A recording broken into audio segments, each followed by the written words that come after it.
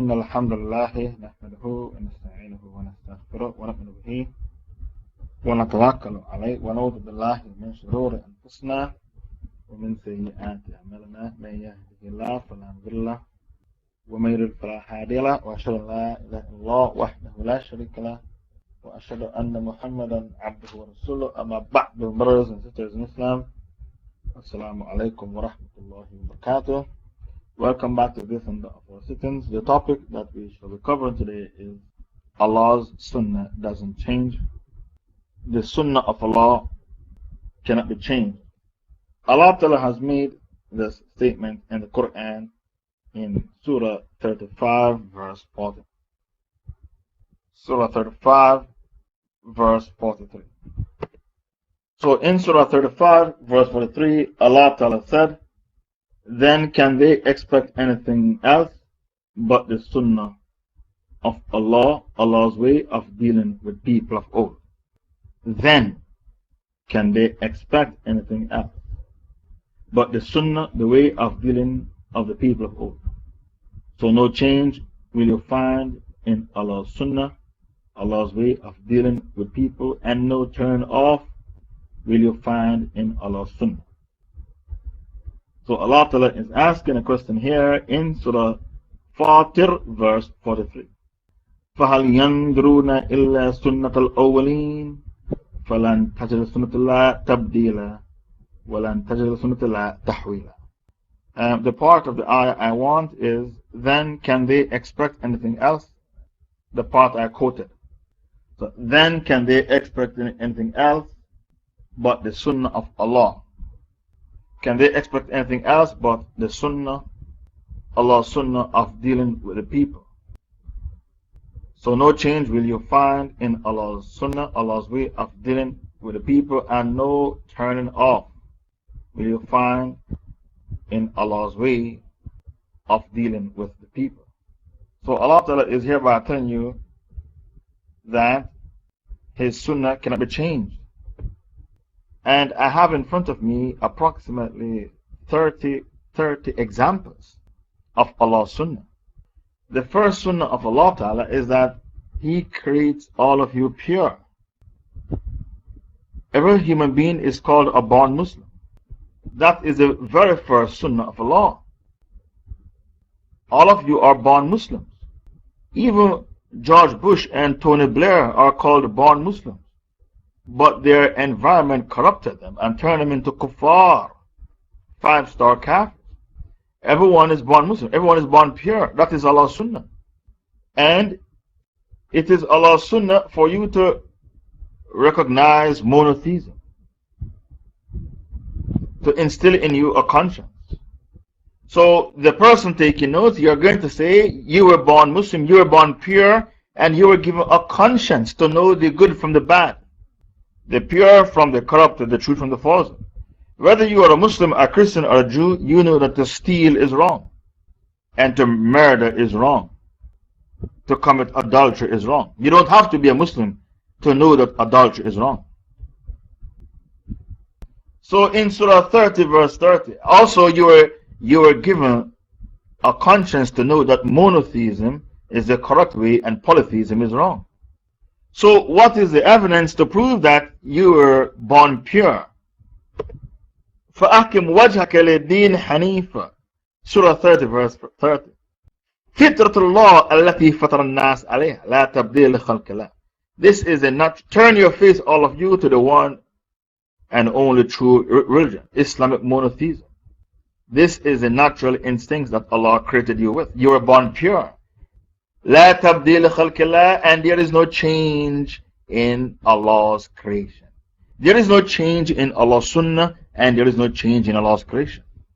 You were born with the ability to know good from bad and to prefer monotheism over polytheism. And because of that, there is no excuse for committing shirk. There is absolutely no excuse for the kuffar who commit the shirk of worship. Because Allah took you from the loins of Adam and made you testify against yourself, saying, Am I not your one and only Lord? And you said, Bala. Yes, Allah said, I did this so that on Judgment Day you can't use the excuse of ignorance as an excuse when you stand in front of me. If you worship false deities, your destiny shall be the hellfire to abide forever. So, because you were all born pure, you were born with monotheism, Allah said, you can't use the excuse of ignorance when you stand in front of me. Surah 7, 172. I took you from the loins of Adam, and I made you testify against yourselves, saying, am I not your one and only Lord? You said, Bala. You said, yes. Allah said, I did this so that on the day of judgment, you can't use the excuse of ignorance when you stand in front of me at the Hisab, in case you worship a false deity. There is no excuse for the shirk of worshipping a false deity because you were born pure.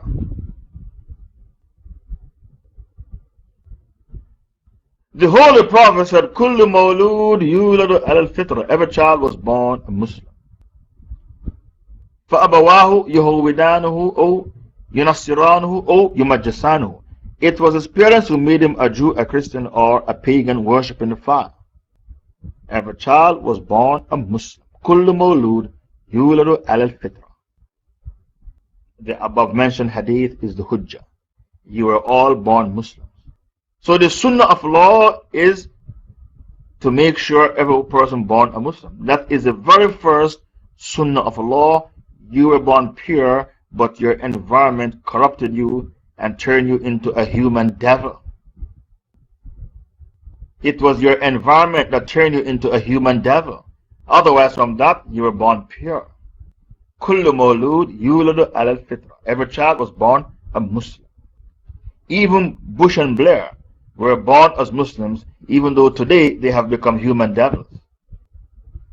All because of their environment.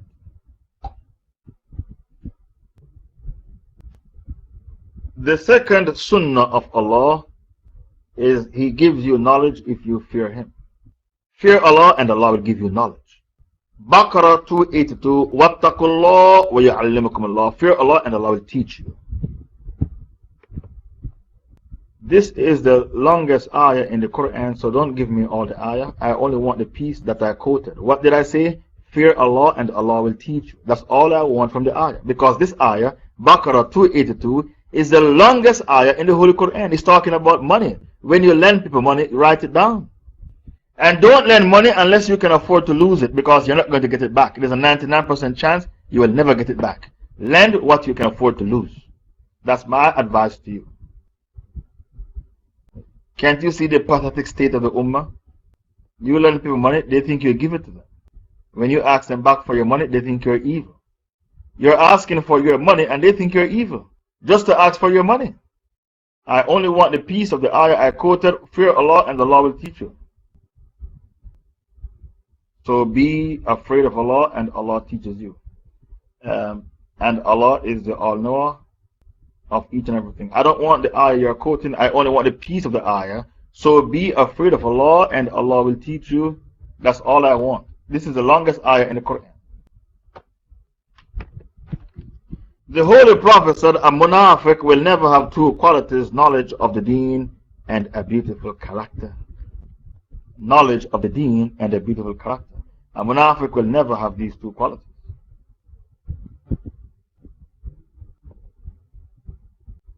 Some reverts have been in Islam for 10 years and can't recite Surah Fatiha because his Shahada was a fake Shahada. He took Shahada to marry a Muslim girl. He has been in Islam for 10 years and can't recite Surah Fatiha. That's a munafiq. A munafiq will never have two qualities, knowledge of the deen and a beautiful character. Please send out invites to everyone on your puzzles so that they know that the doubts have started.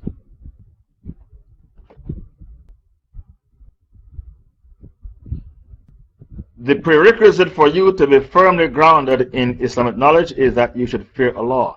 Fear Allah and then Allah will teach you. Allah said that in Baqarah 282. If you fear Allah, He'll teach you. One day, Imam Shafi was walking down the road and the breeze blew the dress of a woman and he saw her leg. And then he started to forget some verses of the Holy Quran. His Shaykh is called Waqi'. That was the Shaykh of Imam Shafi, Waqi'. He was walking down the road and the breeze blew the dress of a woman and he saw her leg. And because of that, he started to forget some verses of the Holy Quran. So he went to his Shaykh and complained about his bad memory. His Shaykh said to him, give up sins.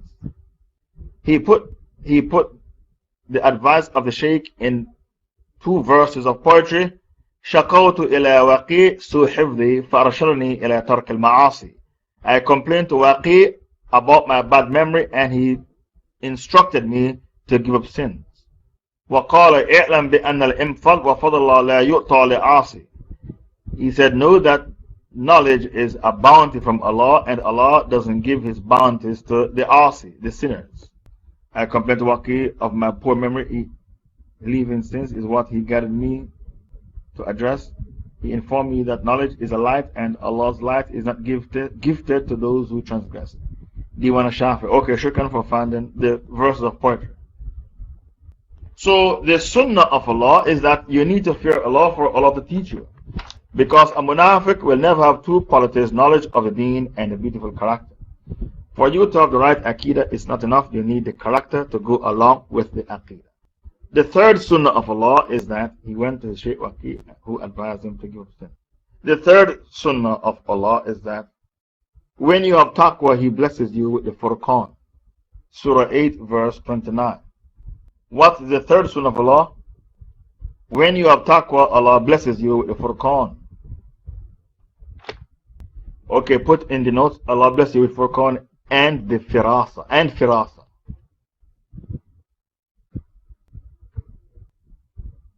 What is the evidence? Surah 8 verse 29. Ya ayyuhalladhina amanu in tattaqullah yaj'al lakum furqana. I don't want that verse. That verse doesn't belong here. The verse I want is Surah 8 verse 29. And that verse doesn't belong here. Each verse has to be in its right place. As you turn the people into confused.com. Each verse has to be put in its right place. O you who believe, if you fear Allah, Allah will bless you with the Furqan, the criterion to judge between right from wrong, the good from the bad, the pure from the corrupted, the truth from the false, the noble from the ignoble.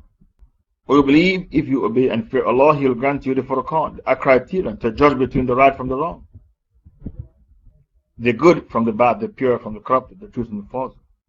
The Holy Prophet said, the believer is shrewd, sharp and careful. A believer is shrewd, sharp and careful. So when you have taqwa, Allah blesses you with Furqan and He blesses you with Firasa. So if a spy should come to the masjid, a CIA, MI5, MI6, FBI, because you have the Furqan and Allah blesses you with Firasa, you know that he's a spy and a fake Muslim. But if you don't know that he's a spy because you don't have any taqwa and you have no Firasa and you have no Furqan, you open up to him and get destroyed like a lamb to the slaughter. You open up to a spy. A'udhu billah. A'udhu billah. You open up to a spy because you have no Firasa. No Furqan, no Firasa. Firasa is intuition.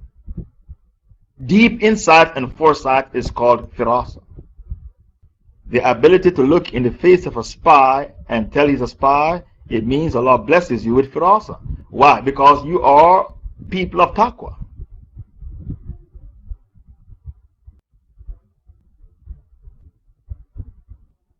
One day, Uthman was in the masjid and he said,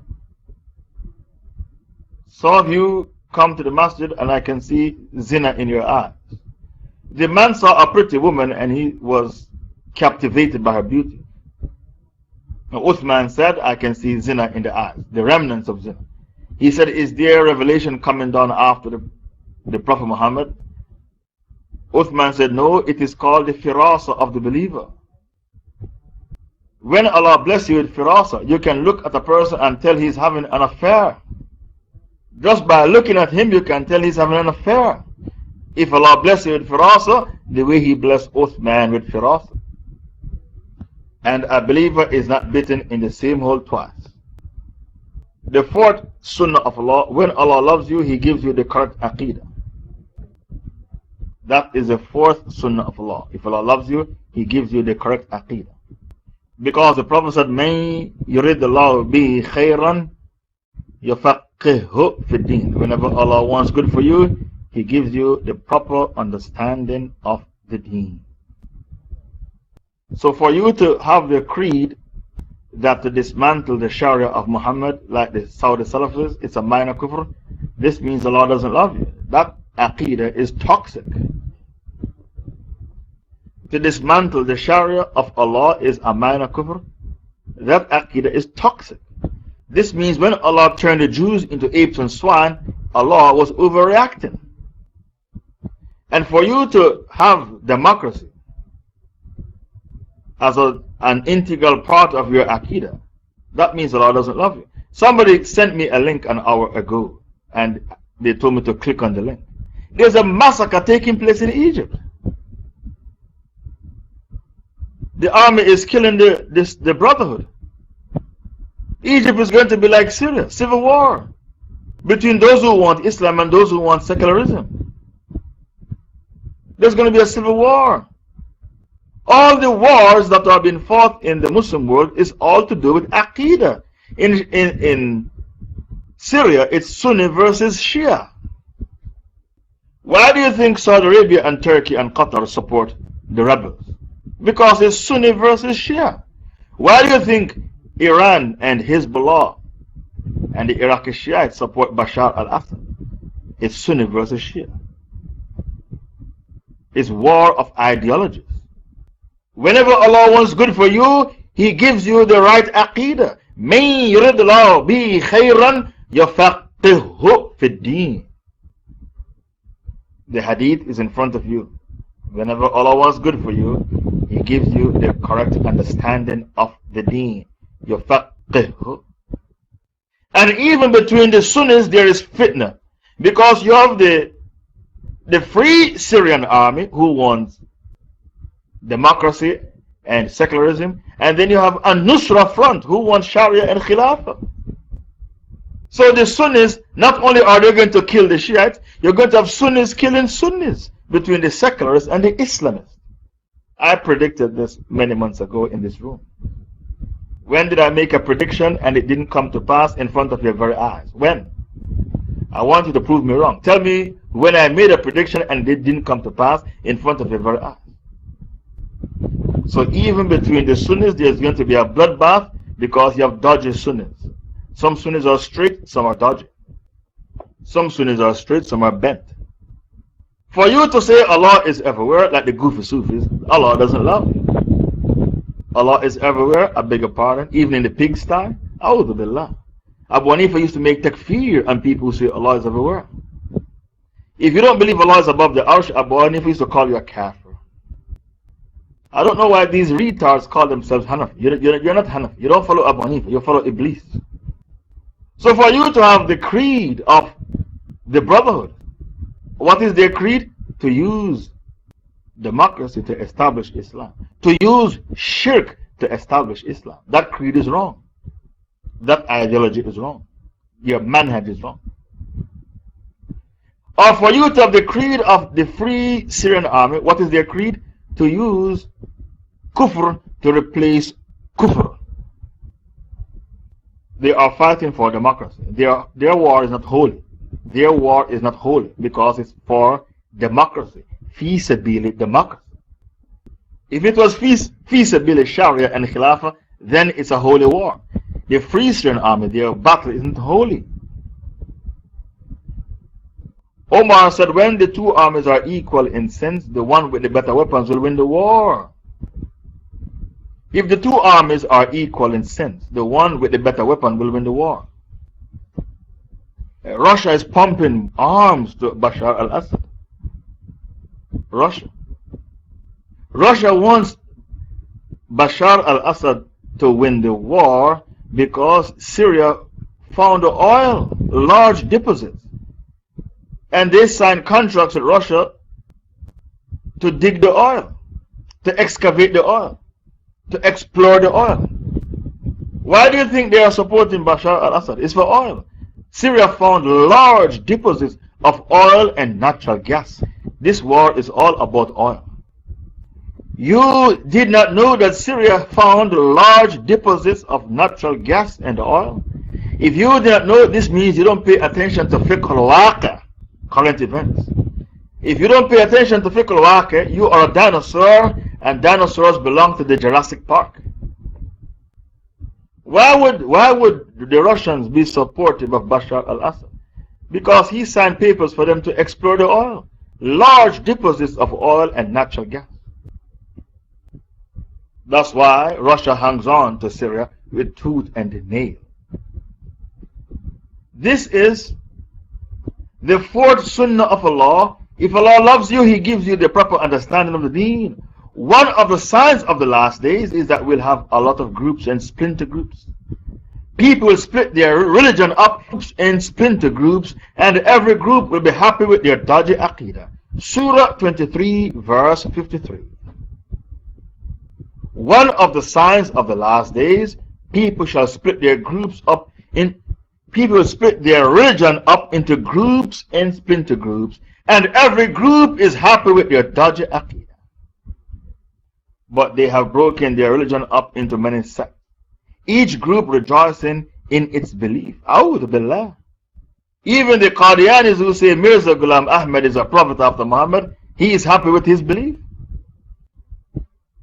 The Shiite who makes takfir on the Sahabas, and they say Omar was gay, that's their Aqidah, the Shiites. Well, we can't say Aqidah, we have to say ideology. Even the Shiite who said the Quran is corrupted, he's happy with his belief. That's what Allah told you in Surah 23, verse 53. Even when their Aqidah, even when their ideology is toxic, even when their ideology is toxic. What did Allah say? Kullu hizb bima ladayhim farihun. Every hizb is farihun with their ideology. Kullu hizb bima ladayhim farihun. Surah 23, verse 53. And the Ummah will be split into 73 groups. Everyone will be in hellfire except the saved sect, the Firqa Najah. Who are they? The ones who practice Islam the way it was practiced by the Prophet and his companions. Ma ana alayhi wa ashabi. This topic is a series. I don't know how long it's going to take us to finish it. The fifth sunnah of Allah is that He gives Islam only to those whom He loves. The fifth sunnah of Allah. The Sheikhs who say the Quran is corrupted are happy with their belief. Yes. All the low-life scums of the earth are happy with their ideology, even though their ideology is toxic. The goofy Sufi who believes in Wahdatul Wujud. Wahdatul Wujud. Do you know that word? Have you seen that word before? Wahdatul Wujud. It means union. That's the English equivalent. It means a man can become so pious until he becomes Allah. That is the ideology of the Goofy Sufi. Even those who believe in Wahdatul Wujud are happy with their dodgy Aqidah.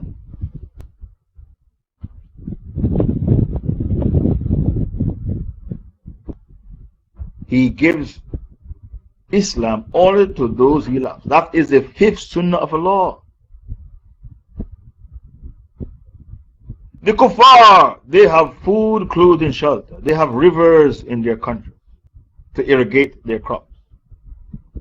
They said in 10 years, China will take over from America as the richest country, the most developed country, in 10 years. And the Chinese are communists and atheists. The barakah of food, clothing, shelter, oxygen, wealth. Anybody can have wealth. Look at the three The three gay men who made AIDS became famous: Rock Hudson, Liberace, Freddie Mercury. They were rich men. Anyone can have the barakah of wealth.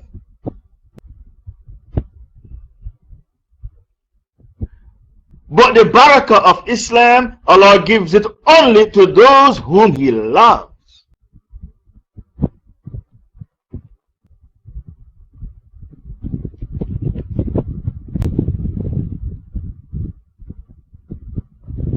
So Allah said, فَضْلًا مِّنَ اللَّهِ وَالنِّعْمَةِ وَاللَّهُ عَلِيمٌ حَكِيمٌ.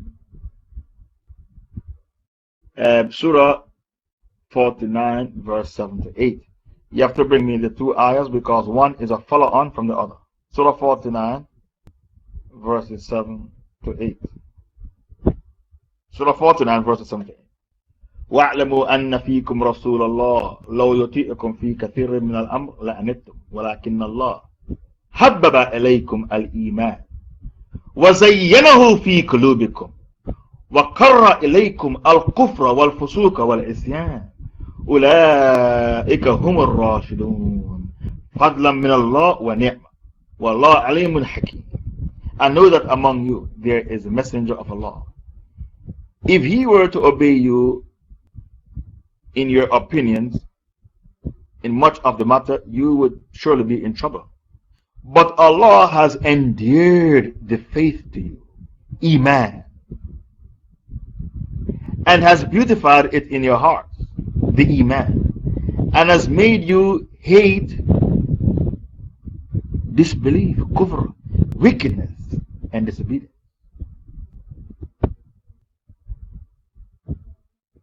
These things are hateful to you. These are the Radagat. Okay, listen to the follow on. Fadlan min Allah wa ni'mah. This is a grace from Allah and His favor. And Allah is all knowing, all wise. The barakah of food, clothing, shelter, money. Anyone can have these things.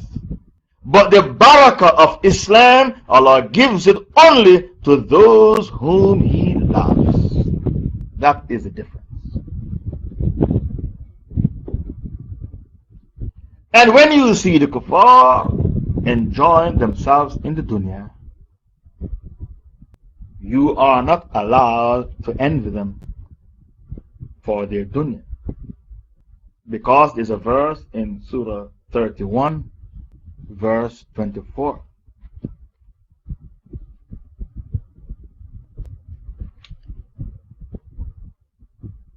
Surah 31, verse 24. These kuffar who are enjoying themselves in the dunya with money and designer clothing and pretty girls and fast cars, you are not allowed to envy them because Allah said what? نُمَتِّعُهُمْ قَلِيلًا ثُمَّ نَضْطَرُّهُمْ إِلَىٰ عَذَابٍ غَلِيظٍ. We make them enjoy themselves for a short while. Do you know Arabic? What is qalil? What is qalilan? What is qalilan? For a short while. نُمَتِّعُهُمْ قَلِيلًا. We make them enjoy themselves in the dunya for a short while. Then we oblige them to enter the hellfire to abide forever. You are not allowed to envy the kuffar for the dunya. Because the Rasul said the dunya is a prison for the believer, but a paradise for the kuffar. Many of you envy them for their nightclubs and their martini, shaken, not stirred.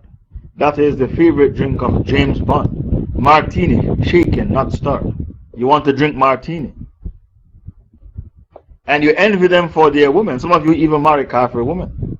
You envy them, you envy them, you envy them. You envy them for their Ferrari car. You envy the kuffar.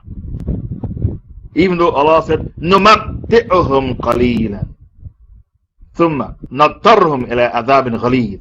We make them enjoy themselves in the dunya for a short while.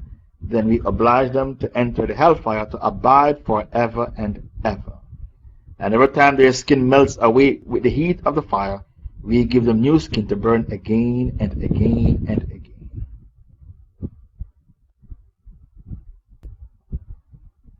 They envy the kuffar, yes, for their designer clothing and their pretty girls and their fast cars and their designer clothing.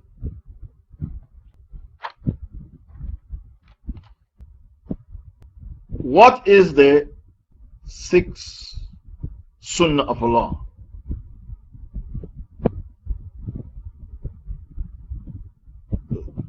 Allah will never change the condition of a people till they themselves change. That is the sixth sunnah.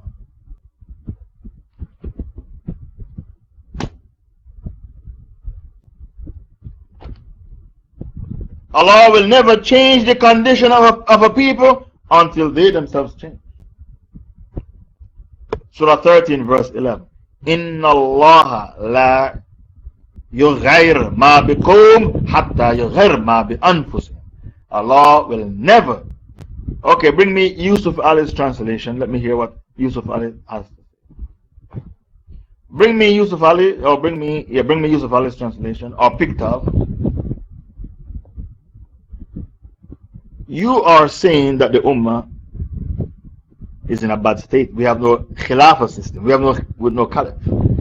People don't pay Zakat. Many Muslim women in countries like Morocco are doing prostitution to survive, even in Egypt, because there's no Zakat system to feed these women. And the Ummah is in a bad state. Allah is saying to you, Inna Allah la yughayr ma biqawm hatta yughayr ma bi anfusim.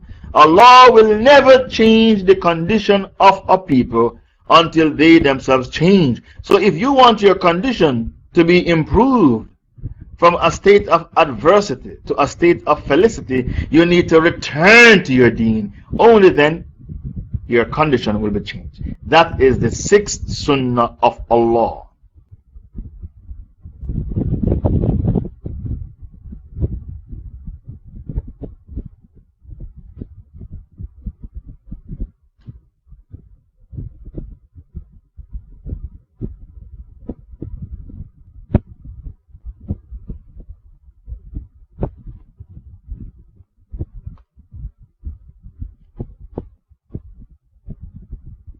Allah doesn't change a people's lot unless they change what is in their hearts.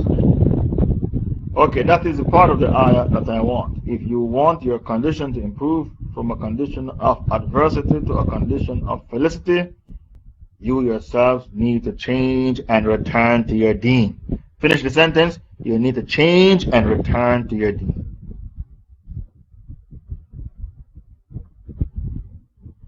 The Holy Prophet said, you are blaming the leaders, that the leaders are evil.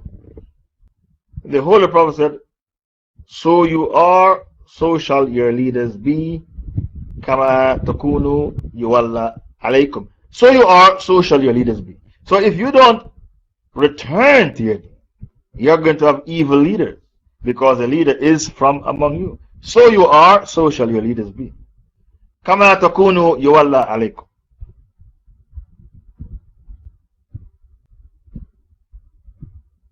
Okay, bring me this ayah, Surah 8,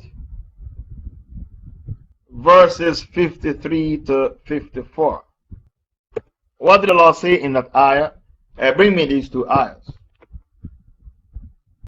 That is so because Allah will never change a grace which He bestowed on a people until they change what is in their hearts. And verily Allah is the All-Hearer, the All-Knower. Similar to the behavior of the people of the Fir'aun and those before them. They denied the signs, the ayahs of their Lord. So we destroyed them for their sin. And we drowned the people of the Fir'aun, for they were all zalimun, wrongdoers.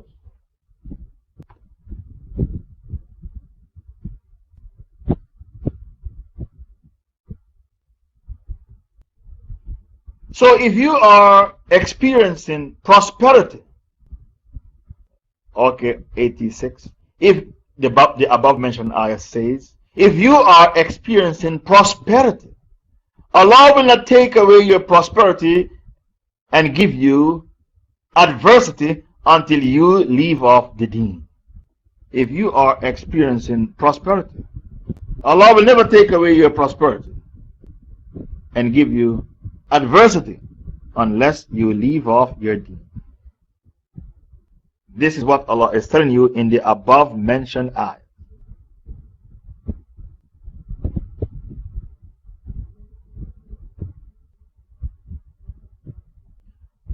What is the seventh sunnah of Allah? The sweetness of victory is given to you in turns. The sweetness of victory and the bitterness of defeat is given to men in turns.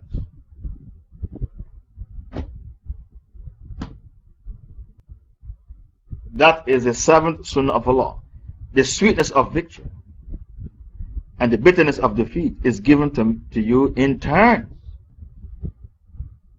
Surah Al Imran 140 to 141. Surah Al Imran. Allah said, In yamsaskum karh, fakad massal qawm karhun mithluhu, wa tilka al-ayyam nudawiluha bayna an-nas, wa liya'lam Allah alladhina amanu, wa yattakhidha minkum shuhada, wallahu la yuhib al-zalimun. Wallahu la yuhib al-zalimin. وَلِيُمَحِّصَ اللَّهُ الَّذِينَ آمَنُوا وَيَمْحَقَ الْكَافِرِينَ. If a wound has touched you on the battlefield, be sure a similar wound has touched the others, the kuffar. And so are the days, the good and the bad days, we give it to men in turns. And Surah 3, 140, 141. And bring me these two ayahs. The sweetness of victory and the bitterness of defeat is given to men in turns. That is the sunnah of Allah. And Allah will now tell you the reason why. So you won at the battle of Badr, and the kuffar, they won at the battle of Uhud, the second battle that came 1 year later. Allah said, I give you the sweetness of victory and the bitterness of defeat in turns, that Allah may test those of you who believe. It's a test. And that He may make some of you become shuhada, martyrs. And Allah likes not the zalimun, the wrongdoers. As some Muslims are so sinful, the only way for them to go to Jannah is to die as a shaheed. They drink alcohol, they sniff cocaine, and they cheat on their wives. They are so sinful. The only hope of them to go to Jannah is to die as a shaheed. They drink alcohol, they snort crack cocaine, and they cheat on their wives. Their only hope of entering paradise is to die as shaheed. So Allah said, we give you the sweetness of victory and the bitterness of defeat, to test you to see who is a real believer, and to make some of you become what? Shuhada. And the shuhada, they are allowed to intercede for 70 members of their family. You have 6 special favors. From the first drop of your blood, all your sins are forgiven. You cross the bridge, you are safe from the punishment of the grave. You cross the bridge with the speed of light. This hadith is found in At-Tirmidhi. When you go to paradise, you are given 72 virgins in marriage. You are able to intercede for 70 members of your family. Your soul is kept in the green birds of paradise, flying around in paradise. These green birds have their nest on chandeliers, and these chandeliers are hanging from the throne of Allah. Allah will say to the souls, do you want anything else? You say, yes. I want to return to my body so that I can fight and die in your path again and again, as much as 10 times. This hadith is found in At-Tirmidhi.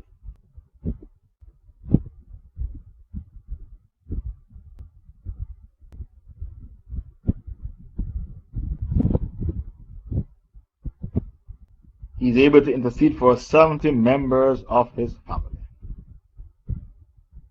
Allah said, I give you the sweetness of victory and the bitterness of defeat in order to test you to see who is a sincere believer, and to make some of you become shuhada, martyrs. Some of you are so sinful. The only hope you have to go to paradise is to die on the battlefield. You sniff cocaine, you drink alcohol, and you cheat on your wife. The eighth sunnah of Allah is natural disasters are used by Allah to punish the wayward and the kuffar. The eighth sunnah of Allah, natural disasters are used by Allah to punish the kuffar and the wayward.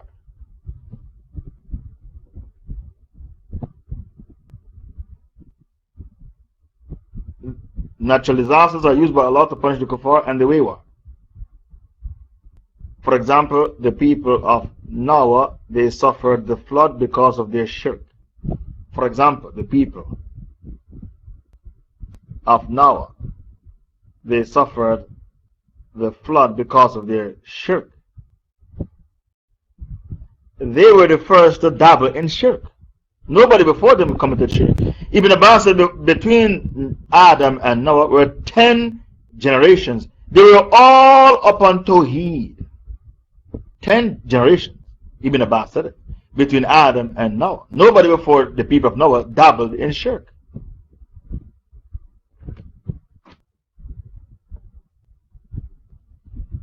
Sometimes when I quote a hadith, don't be shy to bring the hadith.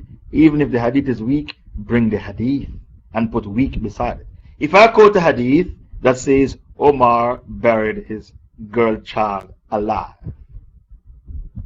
you bring the hadith but put beside it fabricated, because it's a fabricated hadith. Is that clear? If I quote the hadith Omar buried his girl child alive, don't be shy to bring the hadith. Bring it, but put beside it fabricated, because it's a fabricated hadith. So all the hadiths I quote, bring them. Don't be shy to bring them. I realize some if it's weak.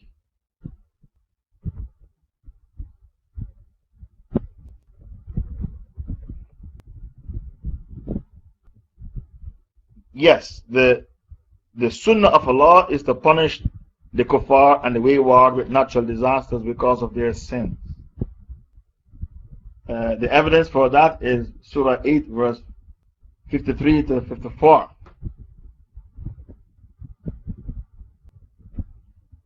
That's the evidence that natural disasters is a direct result of our sins.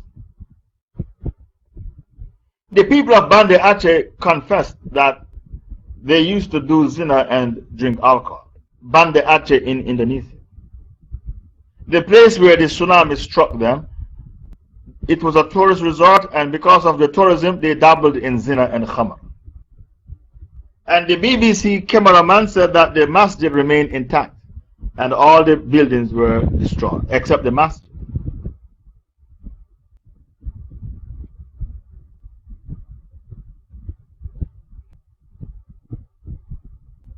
We destroyed them for their sins. Do you see the ayah? It doesn't get clearer than that. We destroy them for their sins. What about Surah Shams? Surah Shams verse 14.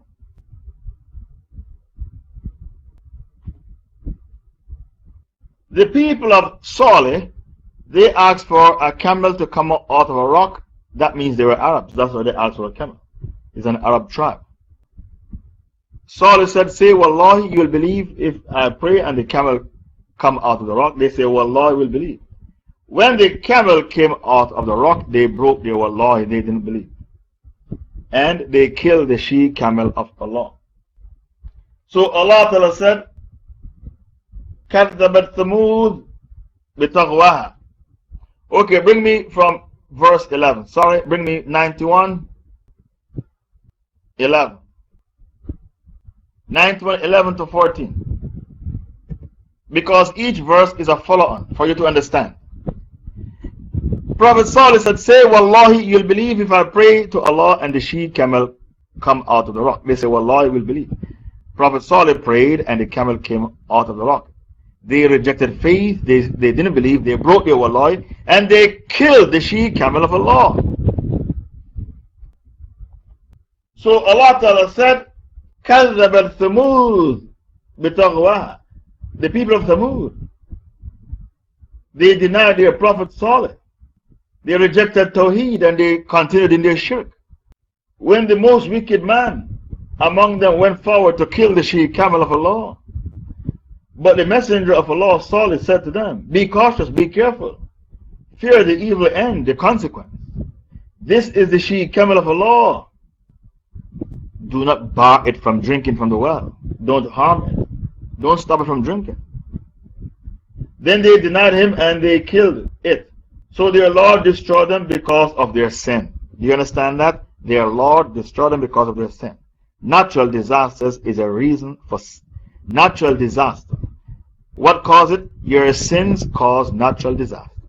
That is the sunnah of Allah. When people commit sins, Allah destroys them with natural disasters. فَدَمْدَمَ عَلَيْهِمْ رَبُّهُمْ بِذَنْبِهِمْ. Their Lord destroyed them with natural disaster because of their sins. The earth shook with Omar, and he said to the people, the earth shook because of your sins. If it happens again, I will leave the city. I won't live with you in the city.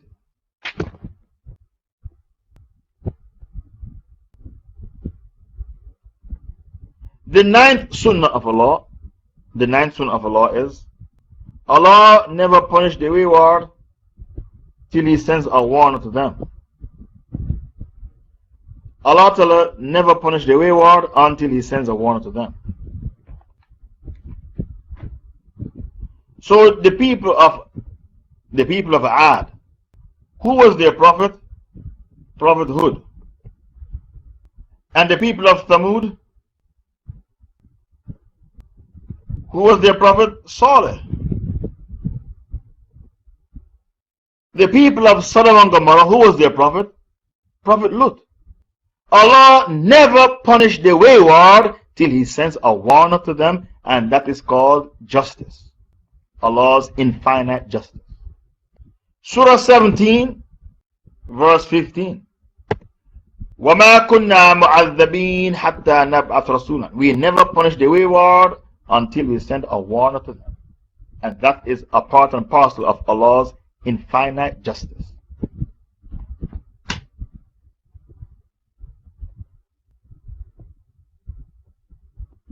That is the ninth sunnah of Allah.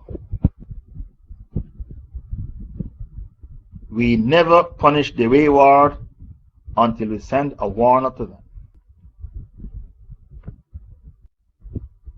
The 10th sunnah of Allah, when you declare war on a servant of Allah, Allah declares war on you. Man aada li waliyan faqad azantuhu bil harb.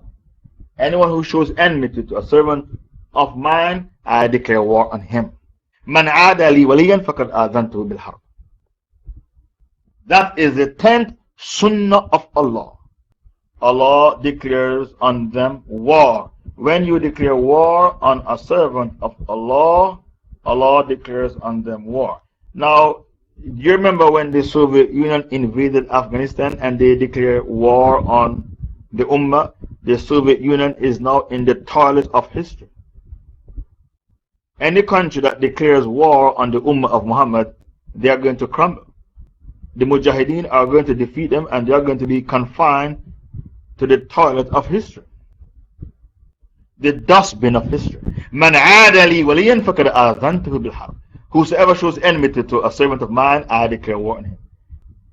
The Persian Empire is in the dustbin of history. The Coptic Empire of Egypt is in the dustbin of history. The Empire of Byzantium, the Byzantium Empire, is in the dustbin of history. The Empire of USSR is in the dustbin of history. They all declare war on Islam. Allah said, Man aad, this is a hadith Qudsi. Man aada li waliyan faqad azantuhu bil harb. If you declare war on a servant of mine, I declare war on you. That is the sunnah of Allah, and you will never find any change in the sunnah of Allah. There is no deviation from the sunnah of Allah. So all these so-called empires that declare war on the Ummah of Muhammad, all of them shall be confined to the dustbin of history. Because Allah said in a hadith Qudsi, Man aada li waliyan faqad azantuhu bil harb. If you show enmity to a servant of mine, I declare war on you. The 11th sunnah of Allah is, Allah appoints a fixed term by which every civilization shall perish. Every nation shall fall. Allah appoints a fixed term by which every empire shall crumble and fall. You can't escape from any sunnah of Allah. Surah 7 verse 34.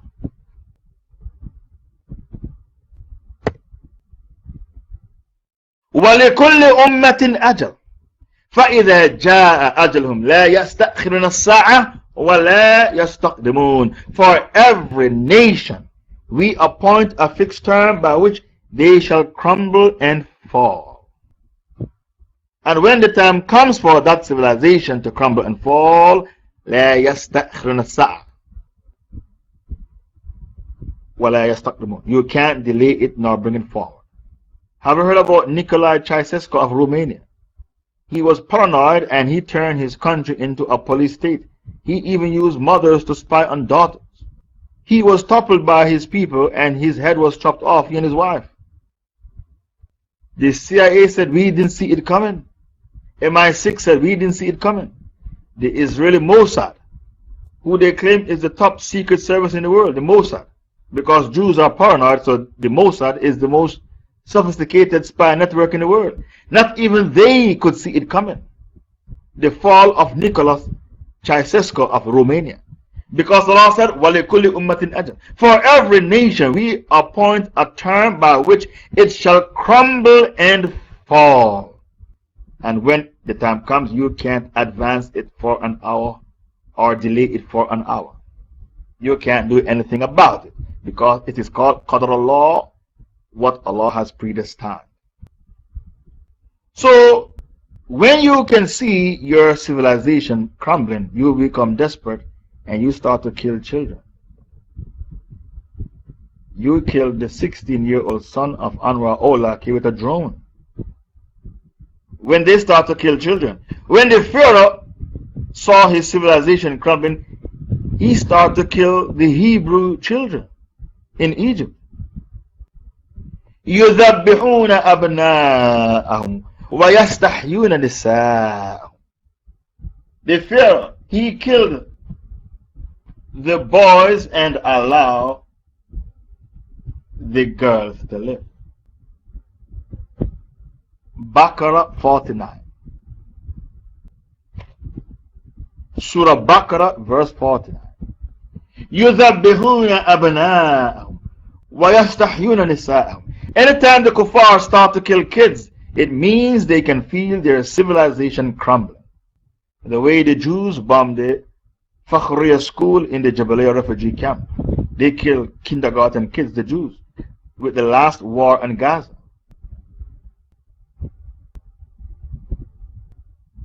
Baqarah 49.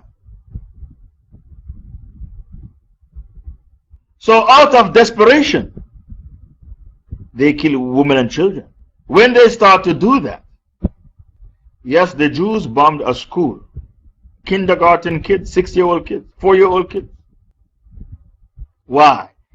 Anytime a people can feel their civilization crumbling, they start to kill kids. The Pharaoh did it. And the Jews are a carbon copy of the Pharaoh. There is absolutely no difference between the Jews and the Pharaoh.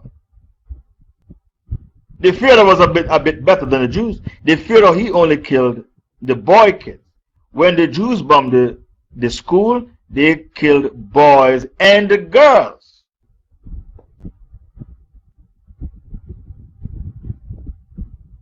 That state is called an apartheid state. The Jewish state is an apartheid state. Extremely racist state. That's why they bombed the school to kill kids. There were Arab kids in the school. An apartheid state. The white man in South Africa, he wasn't so brutal like the Jews. I toured South Africa twice. They said, Shaykh Faisal, our apartheid was a walk in the park in comparison to the apartheid of Israel. Their apartheid is brutal. At least the white man gave us infrastructure, good water and electricity. There is no infrastructure. In Gaza, the Palestinians have to drink dirty water. And their kidney fail even when they are young in their 20s. The apartheid of Israel is the worst apartheid in human history.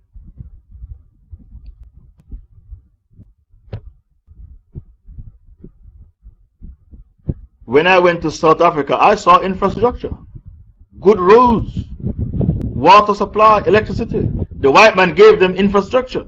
There's no infrastructure in Israel where the Arabs live. The Jews are not going to give you an infrastructure. Their apartheid is the worst in human history. That's why you need to travel. To travel, that is a university by itself. I wish I had visited more than 30 countries.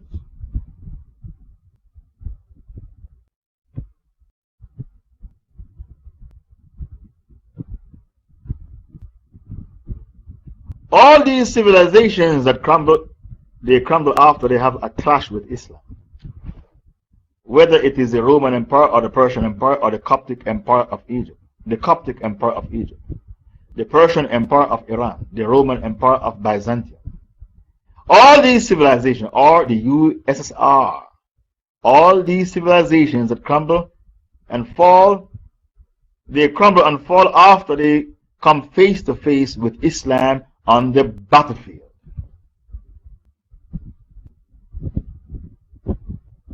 You should not pick a fight with Muslims because the war is going to drag on for many, many years.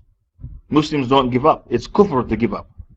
You should never pick a fight with Islam, but these kafirs, they can't learn. They are like donkeys. Donkeys can't learn. They can't learn. They don't learn from history. Why you study history in your universities of the West and you don't learn a thing from history? You are like a donkey, can't learn. It is kufr to give up. Muslims don't give up, so why pick a fight with Islam? You should pursue a path of rapprochement with Muslims, not conflict. Rapprochement, not conflict. Our dead are in paradise and your dead are in the hellfire. We love to die for Allah the way you love to live for the shaitan. To enjoy your alcohol, your drugs, and your nightclubs and your zina with girls. We love to die for Allah the way you love to live for the sake of the shaitan. All these civilizations crumble and fall when they came face to face with the Muslims on the battlefield. The Mongolians, the first time they tasted defeat was with the Muslims at the Battle of Ain Jalut, 1260 CE.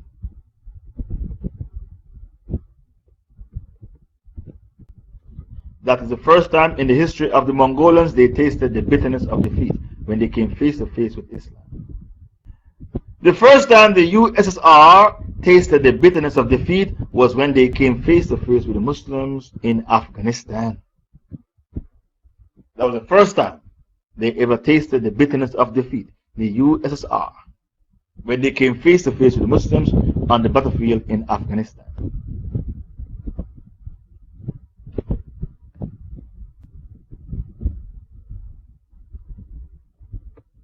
The 12 Sunnah of Allah, after hardship comes ease. The 12 Sunnah of Allah, after hardship comes ease.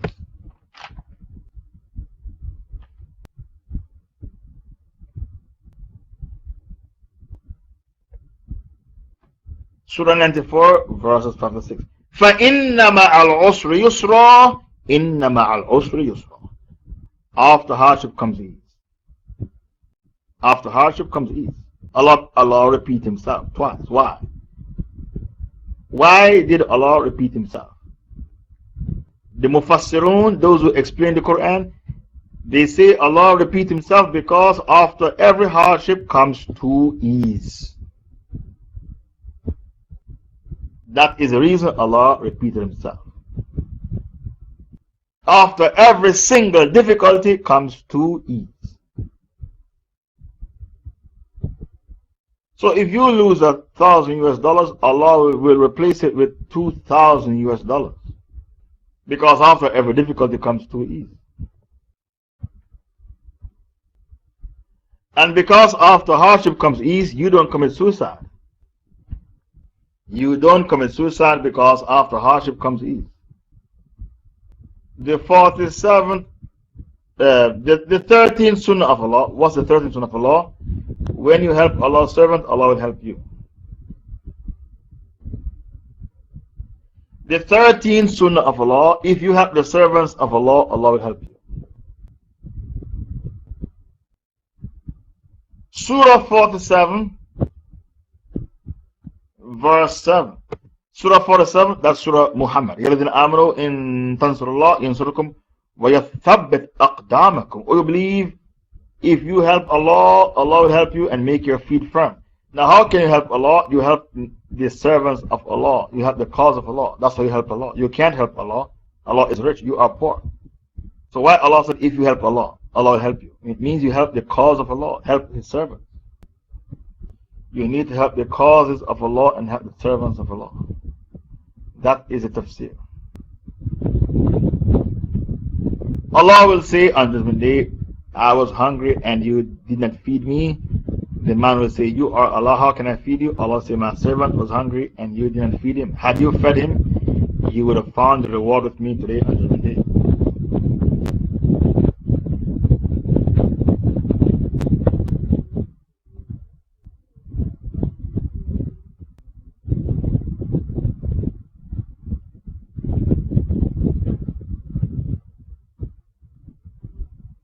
Okay, bring me the hadith. Wallahu fi aun al-abd ma kana al-abd fi aun akhi. Allah will help you if you help your Muslim brother.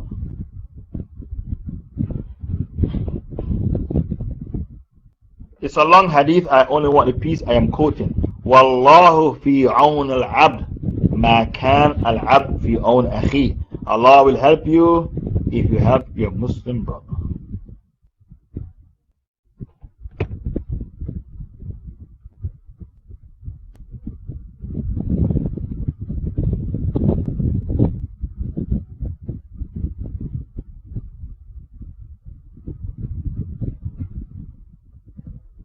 The 14th Sunnah of Allah: if you ignore Allah, Allah will ignore you. If you ignore Allah, Allah will ignore you.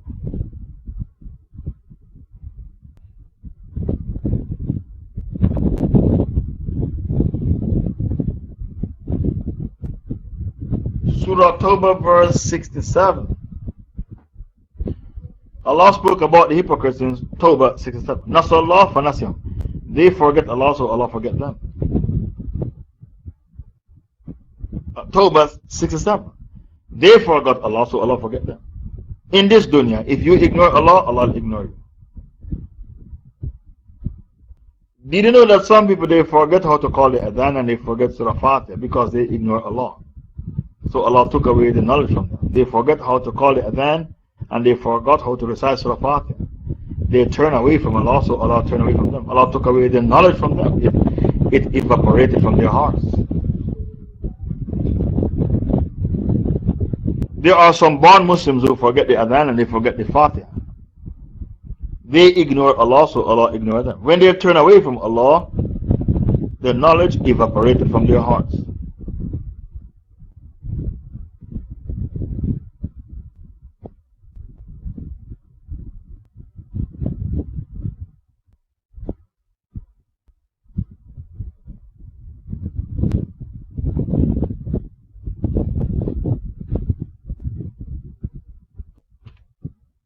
Number 15, the righteous servants of Allah will inherit the land. Surah 21, verse 105. The 15th, I'm going to stop here for today. The 15th Sunnah of Allah: the righteous servants of Allah will inherit the land.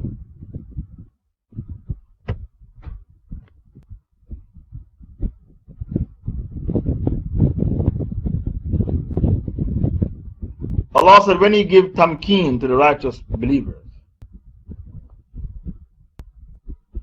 when He give them tamkeen in the land, they establish salah and zakat.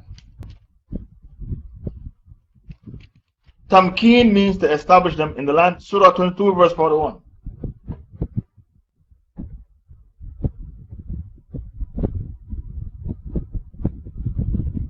Allah said, when I give power and authority to these righteous servants of mine, the Muslim rulers, if we give them power in the land, what do? They establish salah and zakat.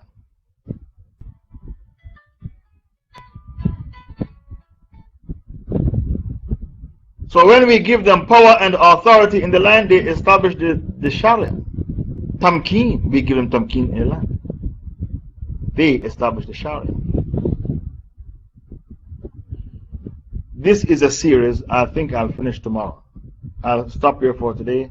I will yield the mic. Subhanaka Allahumma wa bihamdik. Ashhadu an la ilaha illa anta astaghfiruka wa atubu ilayk. Thank you very much for coming. And I'd thank Authentic 36 for the notes, and Authentic 35 for bringing the Hadith Hujjah, Authentic 33 for posting the Quranic Hujjah, Authentic 12 for soliciting donations towards our dawah effort. Subhanaka Allahumma wa bihamdika ashhadu an la ilaha illa anta astaghfiruka wa atubu ilayk. I will now yield the mic.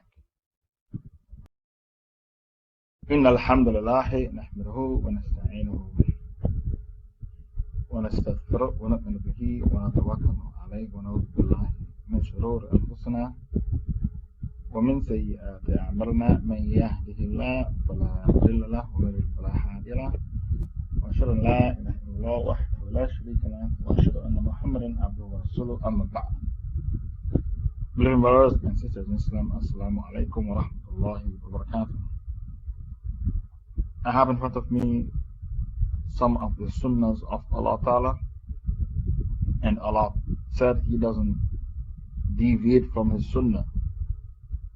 Surah 35 verse 43, فَلَنْ تَجِدْ لِسُنَّةِ اللَّهِ تَبْدِيلًا وَلَنْ تَجِدْ لِسُنَّةِ اللَّهِ تَحْوِيلًا. There is no tabdeel and there is no tahweel from the sunnah of Allah. There is no change for Allah's sunnah, and there is no turning off from the sunnah of Allah Ta'ala. So what are the many sunan of Allah? So sunnah is the singular, that's the singular, and the plural is sunan.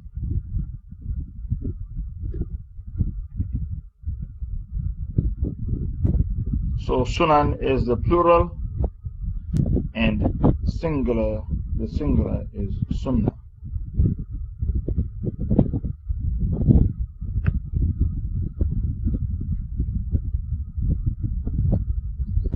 So what is the other sunnah of Allah Ta'ala? Because we covered 15 yesterday, so we are now on number 16. The fan is on, just a minute.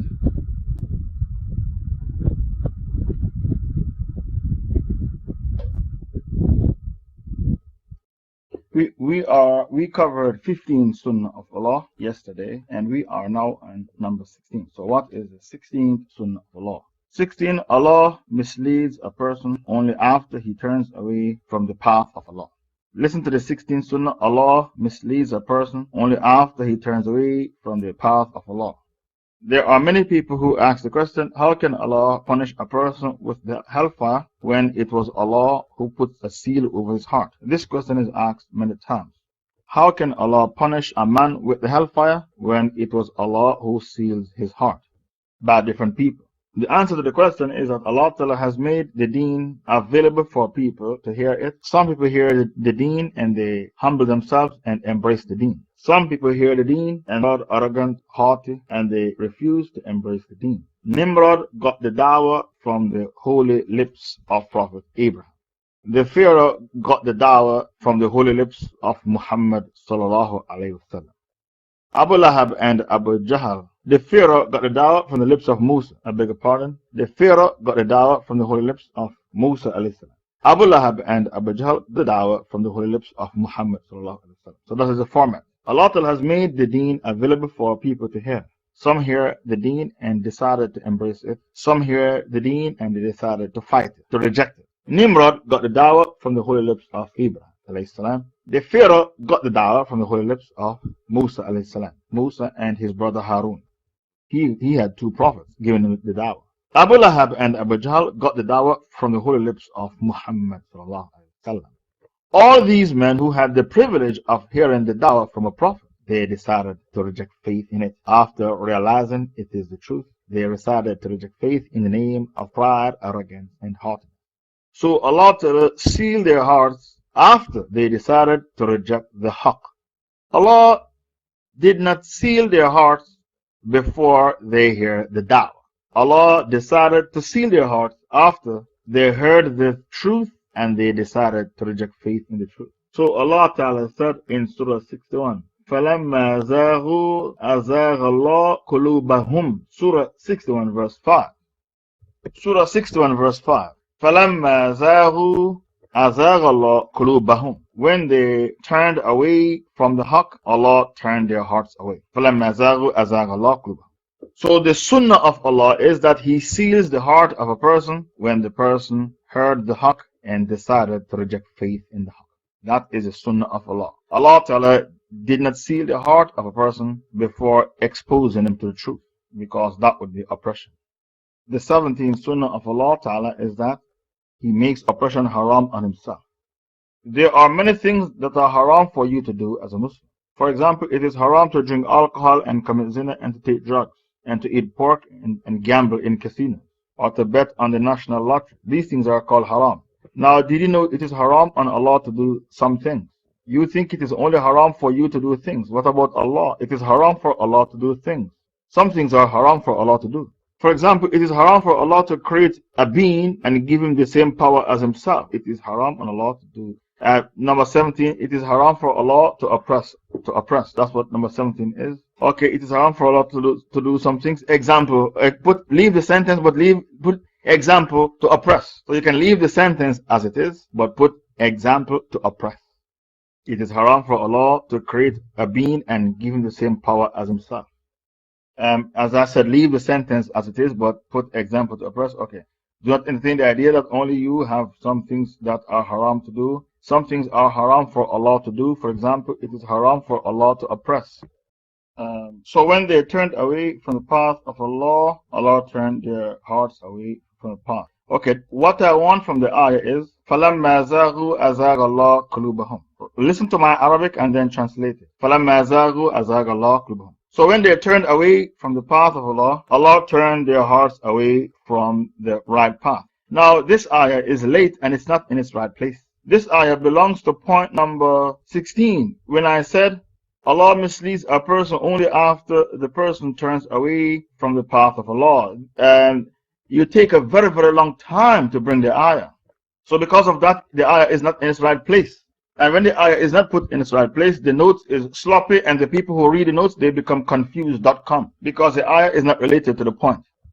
Whenever I quote an ayah, you shouldn't take half an hour to find the ayah. You have to bring the ayah when I quote the ayah. Don't take half an hour to find one ayah. These are some examples. It is haram for Allah to oppress or to create something and give it the same power as Him. Yes. It is haram for Allah to break His promise. That is another haram for Allah to do. It is haram for Allah to break His promise.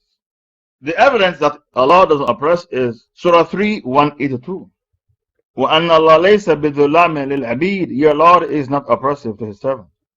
This is because of that evil which your hands have sent. And certainly Allah is not unjust to His slaves. Yes, Allah Ta'ala is not unjust to His slaves. But the sunnah of Allah Ta'ala is that He doesn't oppress. And Allah Ta'ala doesn't break His promises. So the other sunnah of Allah is that the other thing which is haram for Allah to do is to break His promise. This is why you say, إِنَّكَ لَا تُخْلِفُ الْمِيعَادِ. إِنَّكَ لَا تُخْلِفُ الْمِيعَادِ. Surah 3, 194. I'm giving you a list of things which are haram for Allah to do. One of the things is, it is haram for Allah to break a promise. إِنَّكَ لَا تُخْلِفُ الْمِيعَادِ. That's not possible for Allah to break a promise. And it is not possible for Allah to oppress. Ibn Taymiyyah said Allah has the power to oppress, but Allah will never oppress, because it goes against the nature of Allah to oppress. It is possible for Allah to break a promise, but Allah will never break a promise. Why? Because He made it haram on Himself to break a promise. So even though He has the power to break a promise, He will never. Why? Because it's haram. And Allah doesn't dabble in haram. So Ibn Taymiyyah explains all these issues when he was explaining Allah Ta'ala's 99 names and attributes. Even though Allah has the power to break a promise, and Allah has the power to oppress, He would never oppress, and He would never break a promise, because these things are haram. Allah Ta'ala said, Ya ibadi inni haramtu dhulma ala nafsi wa ja'altuhu baynakum muharrama fala tadhalamu. O my servants, I have made it haram to oppress. I have made oppression haram upon myself, and I have made it haram amongst you. Therefore, do not oppress each other. This is a hadith Qudsi. And why it is haram for Allah to create another being and give him the same powers as himself. Allah told you the reason why. There will be conflict and every God will take away what he has created. Haven't you seen a husband and a wife break up? The wife said, the washing machine is mine. The wife said, the microwave oven is mine. And the husband said, the laptop is mine. I want the laptop, it is mine. Haven't you seen people break up before? Everybody said, this is mine. So Allah said, if we had two gods in the universe, when there is a conflict and a breakup, each God would take away what he has created. Surah 23, verse 91. Somebody just PM me and said, Shaykh Faisal, didn't you hear what happened in Beirut? She said something very bad happened in Beirut. What happened in Beirut? No son or offspring or children did Allah beget. That's blasphemy. Beget is to have sex. That's blasphemy. Nor is there any God along with him. If there had been. Okay, somebody told me what happened in Beirut by a whisper. A car bomb went off, killing 20 people and wounded 200. And the car bomb went off in the Shiite neighborhood.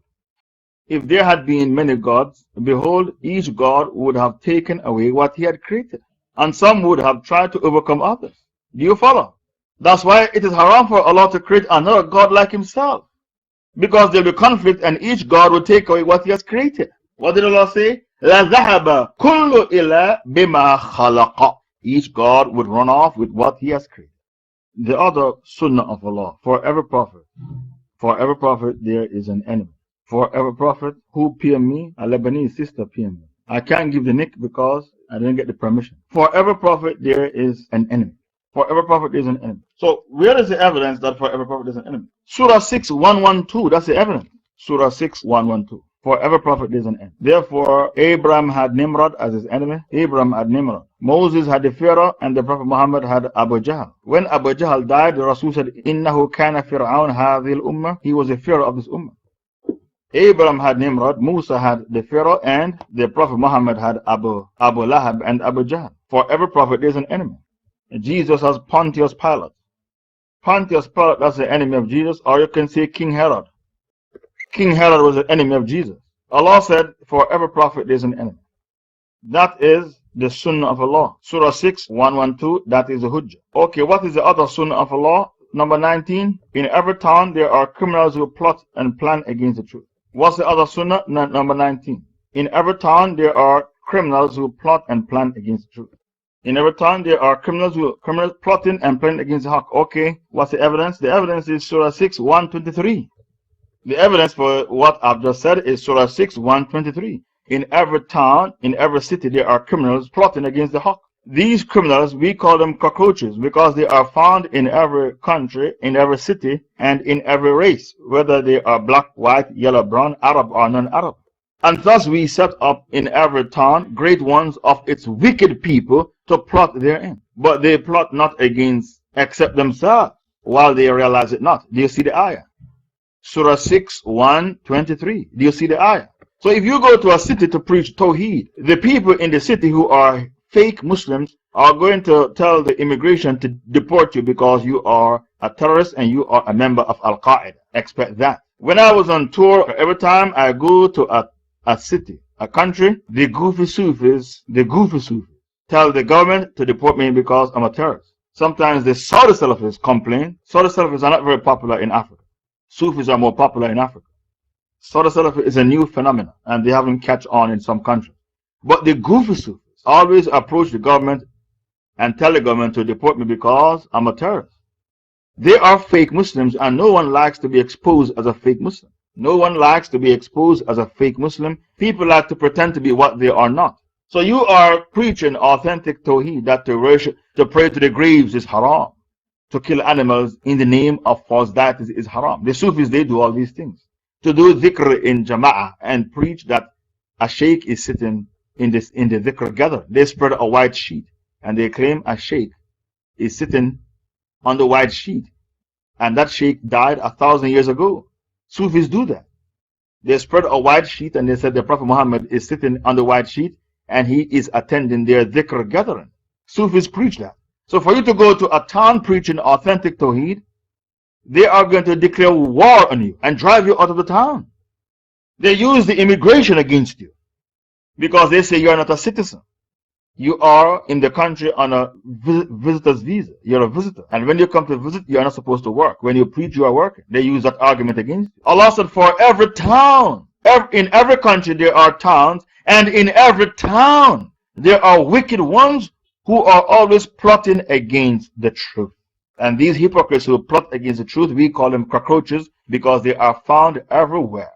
They are found everywhere. وَكَذَلِكَ جَعَلْنَا في كل قرية أكابر مجرميها ليمكروا فيها وما يمكرون إلا بأنفسهم وما يشعرون. For every town we put in it the wicked ones to plot against the truth, but they only plot against themselves and realize it not. So whether you are in New York City or Washington DC, or you are in Banjul in the Gambia, or you are in Sydney, Australia, Melbourne, Australia, in Perth, Australia, Calcutta, Bombay, India, Shanghai, China, any town you go to, expect to find the wicked ones who are plotting against the haqq. That is one of the sunnah of Allah.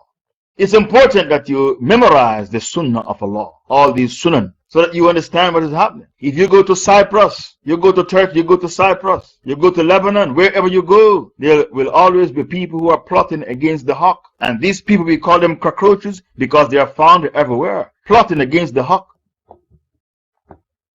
And all these sunnahs of Allah that we are speaking about, they were mentioned in the Holy Quran. You go to Pakistan, Islamabad. You go to Lahore. Lahore is where the Punjabis are, and they are deep into grave worshiping. Kashmir has a lot of Barelvis.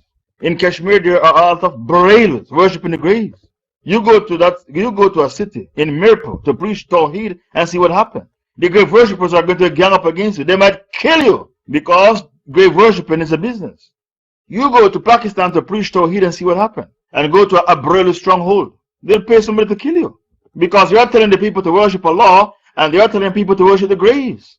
And no one hates Muslims more than a mushrik, and a Barelvi is a mushrik. So can you imagine how the Barelvis hate Muslims? They call Muslims Wahhabis. If you don't worship the grave, they call you a Wahhabi. That means everybody in the room right now is a Wahhabi. You know why? Because you worship Allah. You don't. Based upon what the Pakistanis believe, who worship graves, everybody in the room is a Wahhabi. You know why? Because you don't worship graves, you worship Allah. You believe in Iyaka na'budu wa Iyaka nasta'een. You recite it and you believe in it and you practice it. Iyaka na'budu wa Iyaka nasta'een. You recite it and you believe in it and you practice it. So based upon that, because you don't worship the graves and you don't wear things around your neck for protection, you're a Wahhabi. You don't dabble in bid'ah. You're a Wahhabi. You're going to be given that label. So in every city, Allah said, in every township, we put in it criminals to plot against the haqq. That is one of the sunnahs of Allah. And all these sunnahs of Allah were mentioned clearly in the Holy Quran. Okay, the next sunnah of Allah. What is the next sunnah of Allah? This is a very long evidence found in Ibn Majah. If zina becomes widespread, you should realize that this doesn't happen except new diseases befall the people. The next sunnah, when zina becomes widespread, new disease befall the people. If zina becomes widespread, new diseases befall the people. Okay, find that sunnah. It is ma dhahara. Listen to the hadith and find the hadith. Ma dhahara fahishatun fi qawmin qat fayu'linu biha. Whenever fahisha becomes widespread among the people and they announce it and they practice it, this never happened until new diseases befall them, and these diseases were never found among their parents and grandparents. That is the hadith. Find the hadith. Whenever people practice fahisha, perverted intercourse, and they announce it and they make it become the norm, this doesn't happen until Allah strikes them with new diseases which were never found among their parents and foreparents. Lam takun fi aslafihim. Maybe you can, it was narrated by Abdullah ibn Umar, the Messenger of Allah turned to us and said, O Muhajirun, there are 5 things which you will be tested, and I seek refuge with Allah lest you live to see them. Immorality never appears among a people to such an extent that they commit it openly. Okay. فَيُعْلِنُوا بِهَا, yes. But plagues and diseases that were never known among their predecessors will spread among them. Okay, this is the hadith. Jazakallah khairan. This is the hadith I want. So, diseases like herpes and AIDS, hepatitis B, the human papilloma virus. Have you heard about that virus? The human papilloma virus. A very famous movie star, said he has cancer in his throat. He gave an interview and said he has cancer in his throat. They said, is it because you smoke a lot of cigarettes? I said, no. He said, no. It's not because of cigarettes. It's because I practice cunnilingus with many, many women. So because he practiced cunnilingus with many, many women, he has now cancer in his throat. It's called the human papillomavirus. So in the time of the Prophet, there was no herpes and there was no AIDS and there was no human papillomavirus, HPV. These things are new diseases which were never found among our parents and foreparents. The other sunnah of Allah, if people cheat with the scales, Allah strike them down with drought. That's the other sunnah of Allah. So cheating with the scales, you should not think that it's only when you cheat with the scales. It's cheating in general in the marketplace. If cheating becomes widespread in the marketplace, this never happened until Allah strike them with drought. Number 22, that's 21, 22. If people withhold zakah, Allah stop the rain from falling. If people withhold zakah, Allah stop the rain from falling. Okay, find the hadith where the Prophet said, if people withhold the zakah, Allah stop the rain from falling. Then the Prophet said, had it not been for the animals, Allah wouldn't bother to send the rain. When you see the rain, it's not because the humans deserve the rain, it's because Allah is showing mercy to the animals. If people should, okay, did you find the hadith? If people withhold the zakah, Allah stop the rain from falling.